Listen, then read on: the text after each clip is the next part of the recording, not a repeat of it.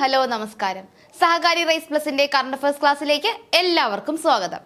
ഇന്നത്തെ നമ്മുടെ ക്ലാസ് നമ്മുടെ ഒരു അയൽ രാജ്യത്തിന് ഒരു പുതിയ പ്രസിഡന്റ് ഉണ്ടായിരിക്കുകയാണ്. അടുത്തിടെ വാർത്തകളിൽ ഒത്തിരി പ്രസിദ്ധമായ ഒരു രാജ്യമാണ്, ഒരു കലാപമൊക്കെ കഴിഞ്ഞ് റെസ്റ്റ് എടുക്കുന്ന ഒരു രാജ്യമാണ്. ആ രാജ്യത്തിന് ഒരു പുതിയ പ്രസിഡന്റ് ഉണ്ടായിരിക്കുകയാണ്. ഏതാണ് ആ രാജ്യമെന്നും ബാക്കി എന്തൊക്കെയാണ് നമുക്ക് അറിയേണ്ടതെന്ന് നോക്കാം. ക്ലാസ്സിലേക്ക് കിടക്കാം. ലങ്കയുടെ പുതിയ പ്രസിഡന്റ്. എവിടെയാണ് പുതിയ പ്രസിഡന്റ് നിയമിതനായിരിക്കുന്നത്? ലങ്കയിൽ. ഏതാണ് നമ്മുടെ ലങ്ക? ശ്രീലങ്ക. ശ്രീലങ്കയിൽ പുതിയ പ്രസിഡന്റ്. ശ്രീലങ്കയുടെ പുതിയ പ്രസിഡന്റായി തിരഞ്ഞെടുക്കപ്പെട്ട വ്യക്തിയാണ് അനുര കുമാര ദിസനായരെ. എന്താണ്? അനുര കുമാര ദിസനായരെ. ശ്രീലങ്കയുടെ പുതിയ പ്രസിഡന്റായി നിയമിതനായ വ്യക്തിയാണ് അനുര കുമാര ദിസനായരെ.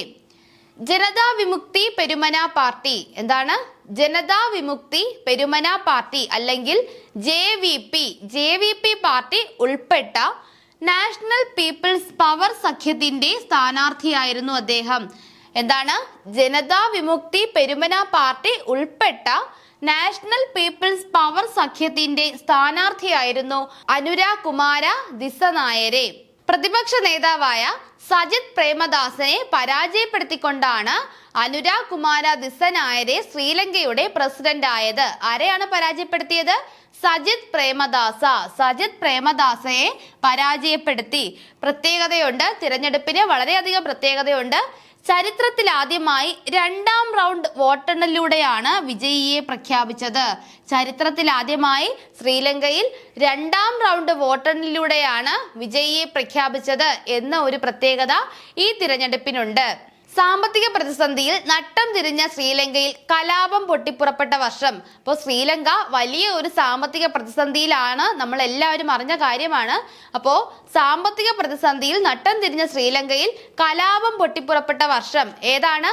2022 ആണ്. 2022 സാമ്പത്തിക പ്രതിസന്ധിയോടുകൂടി എന്താണ് ശ്രീലങ്കയിൽ കലാപം പൊട്ടിപ്പുറപ്പെട്ടത്.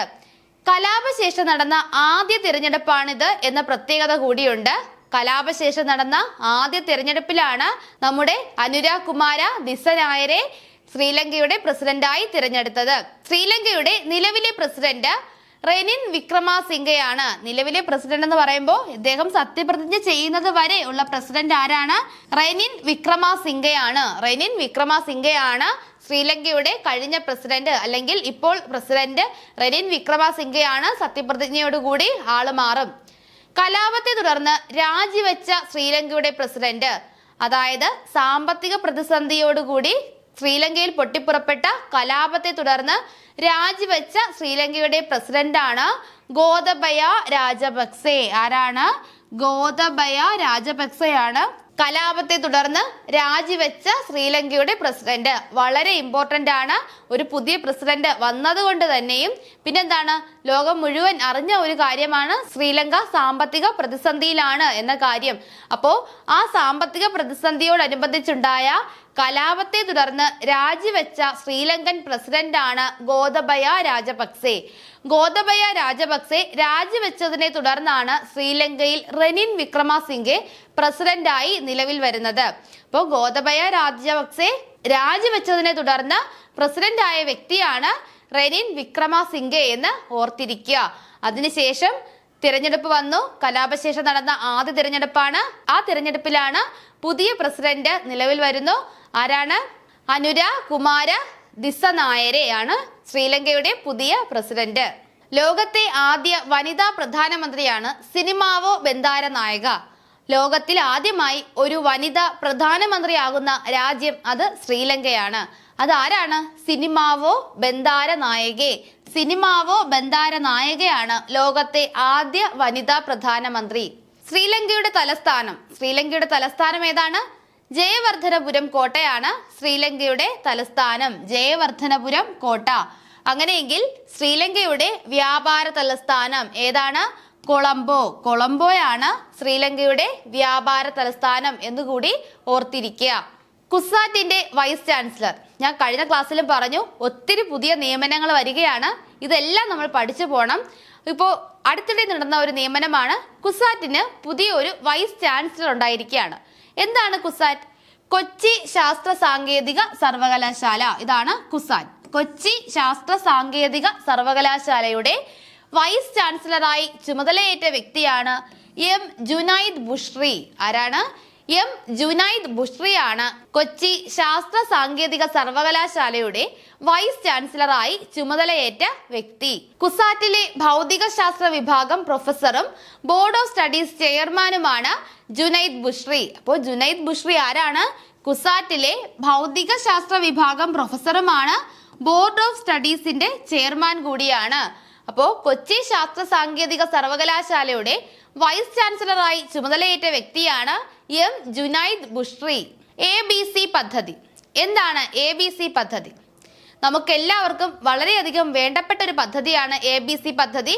കാരണം നമുക്കറിയാം, നമ്മുടെ നാട്ടിൽ എല്ലായിടത്തും തെരുവ് നായ്ക്കളുടെ ശല്യം കുറച്ചധികം കൂടുതലാണ്. കുട്ടികൾക്ക് ഒറ്റയ്ക്ക് സ്കൂളിൽ പോകാൻ പോലും പറ്റാത്ത അവസ്ഥയിലേക്കാണ് ഇപ്പോൾ എത്തിക്കൊണ്ടിരിക്കുന്നത്. അതിനൊരു ചെറിയ പരിഹാരം എന്ന രീതിയിൽ ആരംഭിച്ച പദ്ധതിയാണ് ABC പദ്ധതി. തെരുവ് നായകൾ പെറ്റുപെരുകുന്നത് തടയാൻ ലക്ഷ്യമിട്ട് തദ്ദേശ സ്വയംഭരണ സ്ഥാപനങ്ങളും മൃഗസംരക്ഷണ വകുപ്പും സംയുക്തമായി നടപ്പിലാക്കുന്ന പദ്ധതിയാണ് ABC പദ്ധതി. അപ്പോൾ എന്താണ്?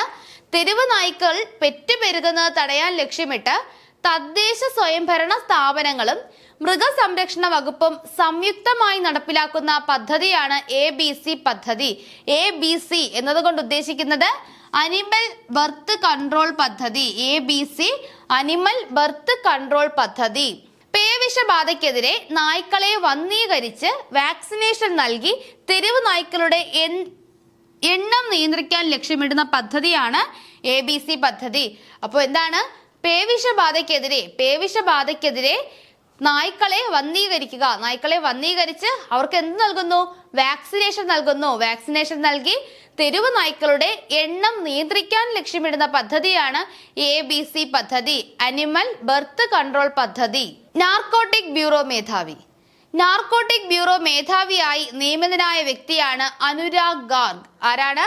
അനുരാഗ് ഗാർഗ് ആണ് നാർക്കോട്ടിക് ബ്യൂറോ മേധാവിയായി നിയമിതനായ വ്യക്തി.